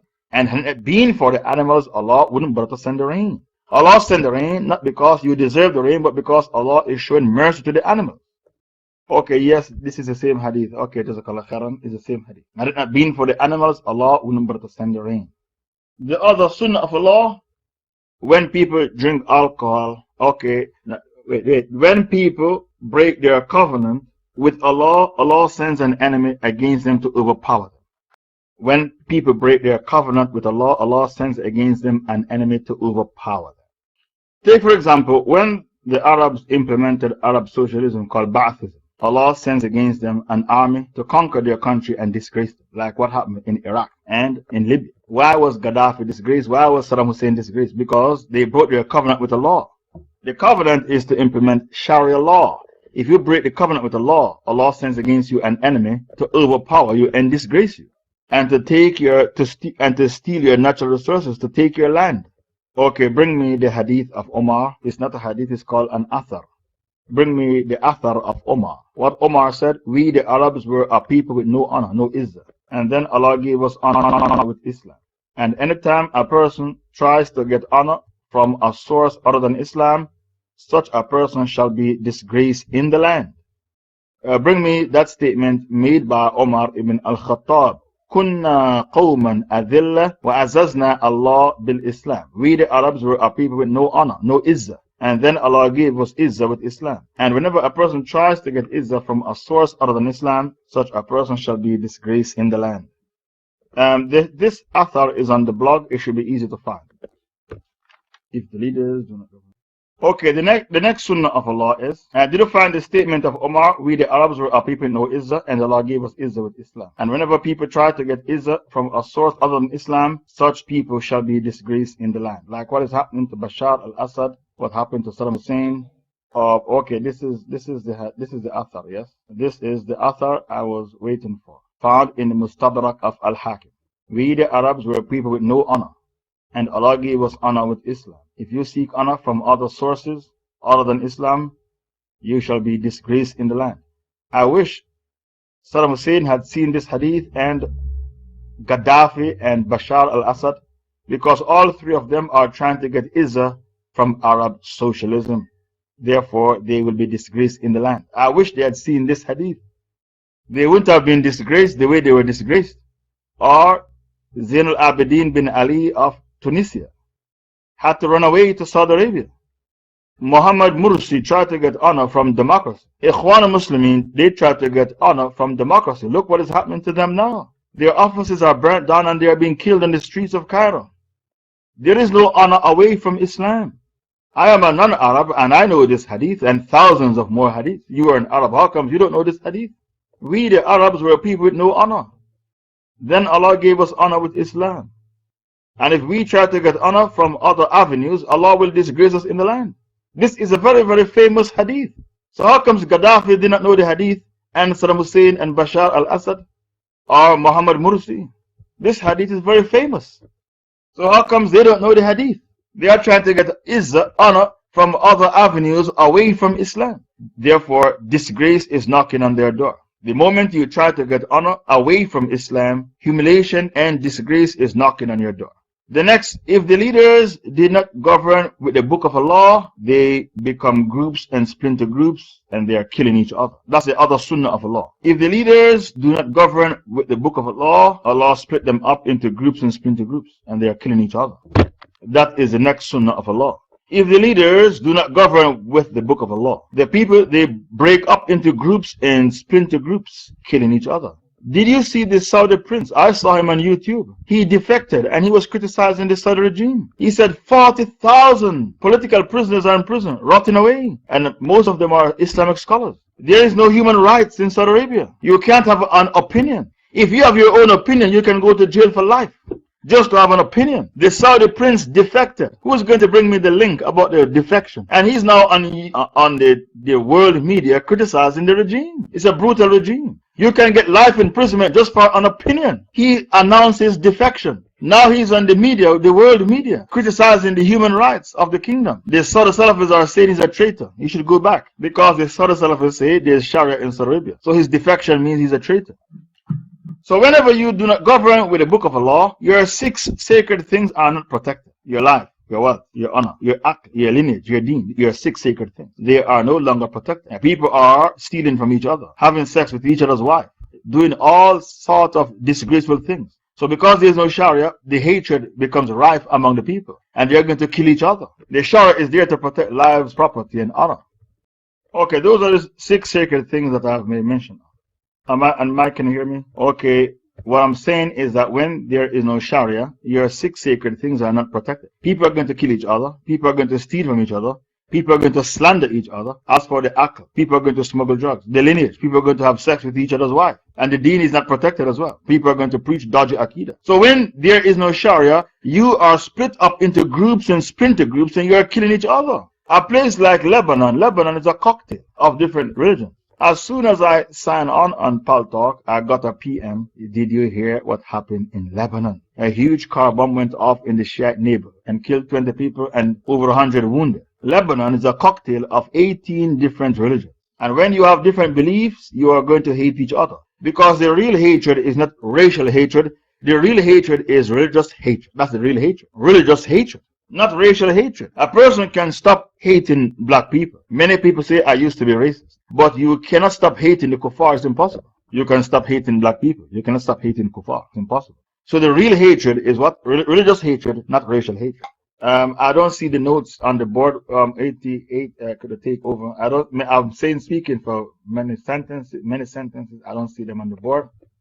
What I'm saying is, when the leaders do not implement the book of Allah, the Sharia, your 6 sacred things are not protected and safeguarded. I've given you the 6 sacred things. Your life, your wealth, your honor. Your akal. Akal means the brain, your lineage, and your deen. They are not protected and safeguarded. People are going to violate your honor and your wealth, your akal. People are going to violate your lineage and your honor and your deen. This is going to cause intense hatred. Hatred will become rife in the society because the Sharia is not implemented to protect your rights. So the sunnah of Allah is, whenever the leaders do not implement the Sharia, the people are split into groups and splinter groups and they hate each other and they kill each other. That is the law of nature and that is one of the sunnah of Allah. When the leaders throw the book of Allah behind their backs and do not rule by the Sharia, the people will split into groups and splinter groups and hate each other and kill each other. Yes? Okay, give the reason why. Because in order for justice to prevail, we must implement the Sharia of Allah. That is the sunnah of Allah. Yes. Because there is no justice, there is no peace without justice. No justice, no peace. So what is the other sunnah of Allah? Whenever people drink alcohol and commit adultery, Allah strikes them with earthquakes. This is what Aisha said. Okay, right, the next sunnah of Allah. Whenever people drink alcohol and commit adultery, Allah strikes them with earthquakes. That is sunnah 25. If people drink alcohol and commit adultery, Allah strikes them with earthquakes. Okay, this is what Aisha told Anas ibn Malik. So please find the hadith of Aisha. Because somebody approached Aisha and said, tell me about earthquakes, and she turned away from the person. And the person insisted, tell me about earthquakes. And Aisha said, whenever a woman removes her garments in a house which is not the house of her husband, and people drink alcohol, Allah strikes them with earthquakes because their sin becomes a burden for the earth and the earth rebels. One day, Omar was in a city and the city shook slightly. And Omar said, it's because of your sins, and if it happens again, I won't live with you in this city. Hadith says, Osha, tell us about earthquakes. The hadith of Anas bin Malik. The other sunnah of Allah Ta'ala, and this is Sunnah 26. Whenever a people abandon jihad, they become the lowest of the low in the land. Ma tarakakum al-jihad illa dhul. Whenever people abandon jihad, they become disgraced in the land. Okay, find the hadith, Ma tarakakum al-jihad illa dhullu, or find the hadith, if you hang on to aina, a type of interest, and you hang on to agriculture and the tails of the cow, and abandon jihad, you shall be disgraced in the land, and Allah will not remove that disgrace from you until you return to your deen. Return to your deen means return to jihad.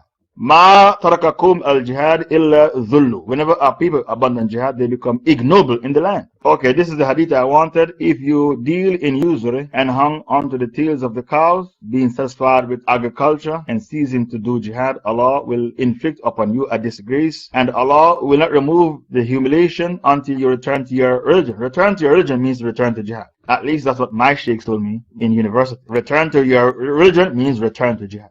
Jihad is the sixth pillar of Islam. It is compulsory on every Islamic state to have a military industrial complex.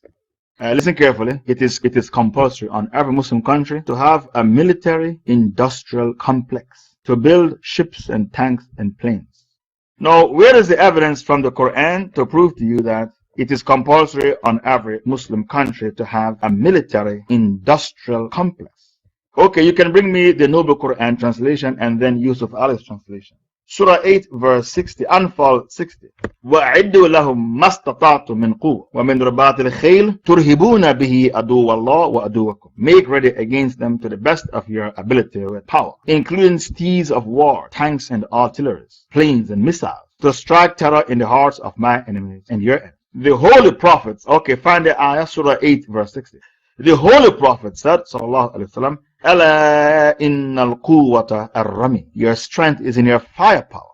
Your strength is in your firepower. If you have firepower, no country will mess with you. Why is it that the brotherhood in Egypt, they are kicking them around like a football? They have no honor, no izzah. They don't have a military wing. Okay, shukran for the ayah. What hadith did you find? Ala innal quwwata ar-rami. Your strength is in your firepower. Now, there are some countries in the Middle East. Israel is afraid to start a war with that country because it is said that the country has rockets that can flatten Israel. Israel is saying, if we could not beat Hezbollah, how can we beat that country? And they get their weapons from Hezbollah. Hezbollah get the weapons from that country. So why the Jews, they tremble when they think about fighting a war with some countries, but the Jews, they pick on some countries and beat them up all the time because they did not get up off their lazy ass and do what Allah said to do in Surah 8 verse 60. Allah said, make ready against them all you can, including steeds of war and artillery, tanks and planes and missiles, to strike terror in the heart of my enemy and your enemy. Then the Prophet said, your strength is in your firepower. So when you have no firepower, your enemy will spit at you. Without firepower, you have no honor, no izzah. Your enemy will spit at you because you did not get up off your lazy ass and establish a military industrial complex. It is fardul ayn on every Muslim country to establish a military industrial complex. The Saudis, they have the money to do it. When I was in Saudi, a lot of my friends, they drive Lexus and Mercedes Benz to school. And these boys were only 22, 23 years old. I drove a Honda Accord to school. My Saudi friends, they drive Lexus and Mercedes Benz to school and BMW. They don't drive cheap cars. They have the money to establish a military industrial complex. Look at the Pakistanis. They are not a rich nation. They build their own tanks. They call it tank. Didn't you know the Pakistanis, they build their own tanks? They don't have to depend on the white man to buy tanks from the white man. The Pakistanis build their own tanks. They don't have to depend on the white man to buy tanks from the white man. Because when you pay the white man for the tank or the plane, the F-16 planes, he's going to collect the money and then he's going to refuse to deliver the planes. They did it to many, many Muslim countries. Because the white man is a thief. You're going to give the money to him for the planes and the tanks. He's going to hold on to the money and then he's going to refuse to deliver the tanks and the planes. They have done it to many Muslim countries in the past. It is compulsory on you to have a military industrial complex. Where is the hujjah? Where is the evidence? The evidence can be found in Surah Anfal, verse 60. وَعِدُّوا لَهُمْ مَسْتَطَاعْتُ مِنْ قُوَّةٍ وَمِنْ رِبَاطِ الْخَيْلِ تُرْهِبُونَ بِهِ عَدُوَّ اللَّهِ وَعَدُوَّكُمْ. Prepare for them to the best of your ability with power, including steeds of war, tanks and artilleries, missiles, to strike terror in the hearts of my enemy and your enemy. The Jews are afraid to pick on a certain country in the Middle East. I'm not going to tell you what country it is. The Jews are afraid. The Jews like to pick on people and kill people. They are afraid to pick on a country in the Middle East because they say they have enough rockets to wipe Israel off the face of the earth. So why the Jews are afraid to launch a war with that country? Because they have firepower. And the Prophet said what? Ala innal quwwata ar-rami. Your strength is in your firepower. So if your enemy knows that you have enough rockets to wipe them off the map, they won't pick on you. They only pick on you when you have no firepower. The Brotherhood in Egypt, they won the election and the enemies of Allah are kicking them around Egypt like a football. Because the Brotherhood, they abandoned jihad. In the 1930s, the 1940s, the 1950s, the 1960s, the Brotherhood, they believed in jihad. Then they abandoned jihad and they implement democracy. They gave up the bullet for the bullet. That's a big mistake.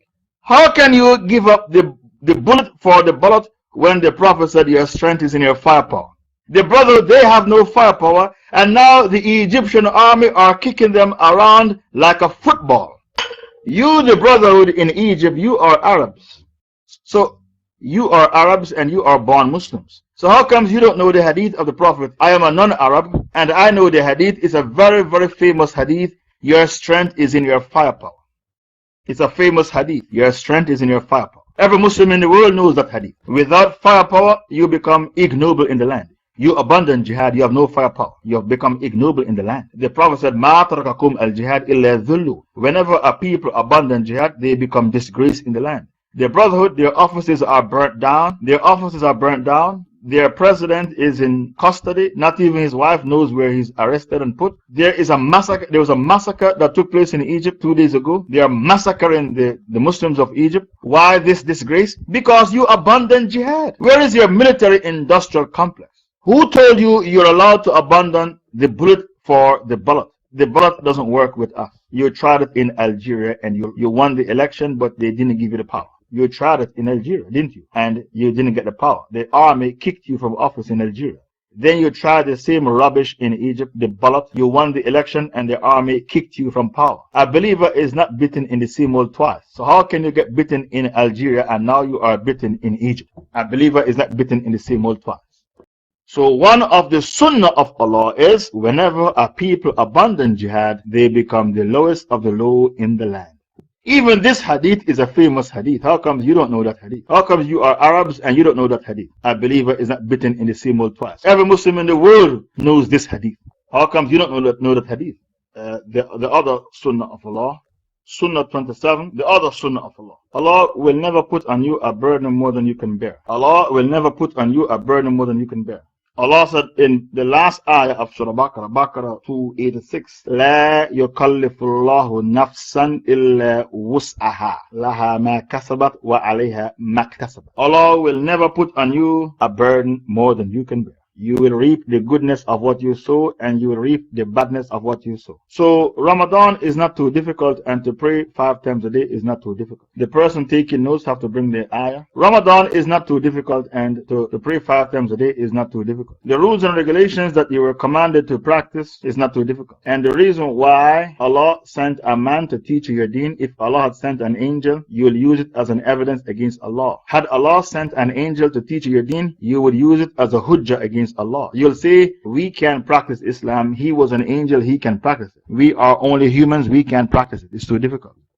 The other sunnah of Allah is, Allah will replace you if you don't hold on to His deen. If you don't carry the deen, Allah will replace you with a new people. So if you are a born Muslim and you leave off the deen, Allah will replace you with a revert. Many born Muslims have already been replaced. They have an organization called ex-Muslim, the ex-Muslims. I've seen some organization online and they are born Muslims and they call themselves ex-Muslims. The ex-Muslim coalition, something like that. The council of ex-Muslims. They call themselves the council of ex-Muslims. Born Muslims who left Islam. They were replaced by reverts who loved the deen. The evidence for this is Ma'idah 54. Ma'idah 54 is evidence that you shall be replaced. The born Muslim will be replaced with a revert if you don't practice your deen, if you don't love the deen. So Allah Ta'ala said, يَا الَّذِينَ آمَنُوا مَنْ يَرْتَدَّ مِنْكُمْ عَنْ دِينِهِ فَسَوْفَ يَأْتِي اللَّهُ بِقَوْمٍ يُحِبُّهُمْ وَيُحِبُّونَهُ أَذِلَّةٍ عَلَى الْمُؤْمِنِينَ عِزَّةٍ عَلَى الْكَافِرِينَ يُجَاهِدُونَ فِي سَبِيلِ اللَّهِ وَلَا يَخَافُونَ لَوْمَةَ لَائِمٍ ذَلِكَ فَضْلُ اللَّهِ يُؤْتِيهِ مَنْ يَشَاءُ وَاللَّهُ وَاسِعٌ عَلِيمٌ. O you believe, whoever from among you turns back from his religion, Allah will bring a people whom He will love, and they will love Allah. Humble towards the believers and stern towards the disbelievers, fighting in the way of Allah, and never afraid of the blame of the blamers. That is a grace of Allah which He bestows on whom He wills, and Allah is all sufficient for His creatures' needs. This is the ayah to tell you that if you are a born Muslim and you leave Islam, Allah will bring about reverts who will love the deen to replace you. Because Allah doesn't need you, you can be easily replaced. You are not important, you can be replaced. So that is the other sunnah of Allah. Allah will replace you if you abandon the deen. The other sunnah of Allah, Arabic, is a sunnah of Allah. Allah revealed the Quran in Arabic to make it easy to understand. Arabic is superior to all other languages. The reason why Allah chose to reveal the Quran in Arabic is because Arabic has no ambiguities. So Allah Ta'ala said, Alif Lam Ra, Tilka Ayatul Kitab al Mubin, Inna Anzalnahu Quran Arabiyan, La'allakum Taqilun. Verily, we have sent it down as an Arabic Quran so that you may understand it properly. Surah 12, verses 1 to 2. Surah 12, verses 1 to 2. Allah said, I reveal it as an Arabic Quran for you to understand it properly. Arabic is superior to all other languages. Every language is inferior to the Arabic language. And the reason why Allah revealed the Quran in Arabic is because it has no ambiguities. The English language is a pidgin language, it's not a proper language. English is a pidgin language.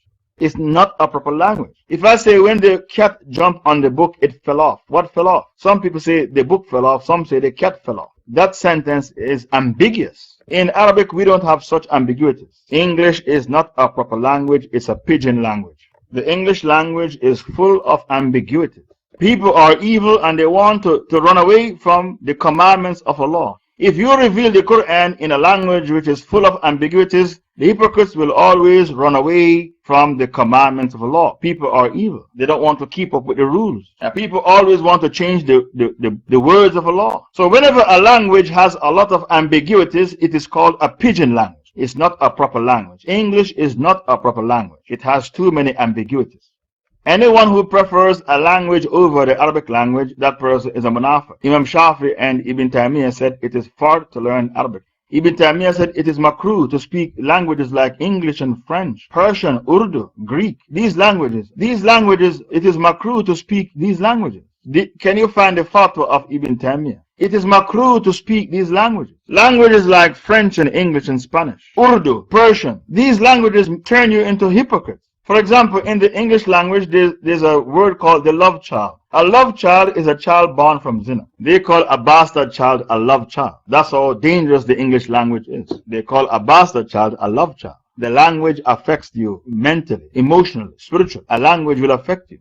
That's why the white man, when he colonizes your country, he makes sure he shoves the language down your throat. Whether it is English, Spanish, Portuguese, French, Dutch, they shove the language down your throat. Because he knows by learning the language, you will become a shaitan like him. It is makruh to speak a language other than Arabic. It is fard line for you to speak Arabic. So those of you who don't speak Arabic, you are living in sin. And if you prefer a language over Arabic, you have the disease of hypocrisy in your heart. Because Arabic is the sunnah of Allah.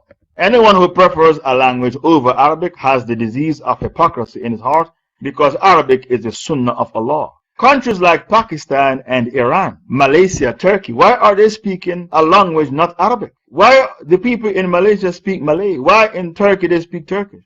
Why in Pakistan they speak Urdu? Why in Iran they speak Persian? They should get rid of these languages and speak Arabic. The French made Arabic illegal in Tunisia, in Algeria, in Morocco. When they got the French out of the country with jihad and kicked them out, they imported Arabic teachers from all over the Arab world to come and teach them Arabic, from Egypt and Palestine and Jordan and Syria. Thousands of teachers were imported to teach them Arabic.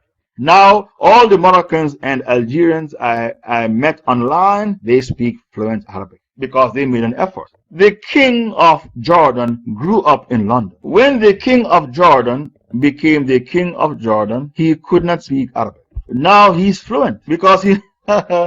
Didn't you know the king of Jordan, his mother is English? And when he became king, he couldn't speak a word of Arabic. Now he's fluent. So if the king of Jordan is able to learn Arabic by making an effort, why you, the people in this room, most of you can't speak Arabic? That's embarrassing. If you ask any Jordanian, the king of Jordan, when he became king, he couldn't speak Arabic because he grew up in London. His mother is English. Now he speaks fluent Arabic because he learned. Why can't you learn as well? You don't learn because you're lazy. You're very, very lazy. That's why you don't learn like the king of Jordan.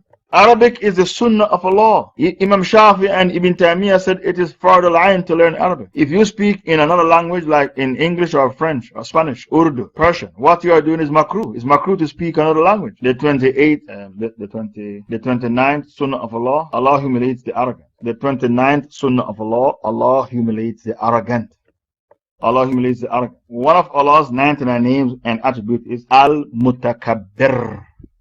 Al-Mutakabbir. Only Allah is allowed to be proud. So if you are proud, you are competing with Allah. Al-Mutakabbir. Only Allah is allowed to be Mutakabbir. As long as you have needs, food, clothing, shelter, and you go to the toilet, the loo, you can't be proud. As long as you go to the loo, you can't be proud. Allah can be proud. Why? Because He doesn't go to the loo. Allah humiliates the arrogant. The Shah of Iran, who called himself the King of Kings, he ended up his plane flying in the sky and no country wants to receive him. He ended up in Egypt. He died in Egypt because Egypt is the land of the Pharaoh. The Shah of Iran was proud. He called himself the King of Kings. His plane was flying in the sky and no country wanted to receive him. Time is up. Okay, I will finish my notes on Saturday. I'm not taking any questions. Subhanakallahumma wa bihamdik. Ashhadu an la ilaha illa anta astaghfiruka wa atubu ilaik. I'll finish Allah's sunnahs on Saturday, inshallah. I will now relinquish the mic.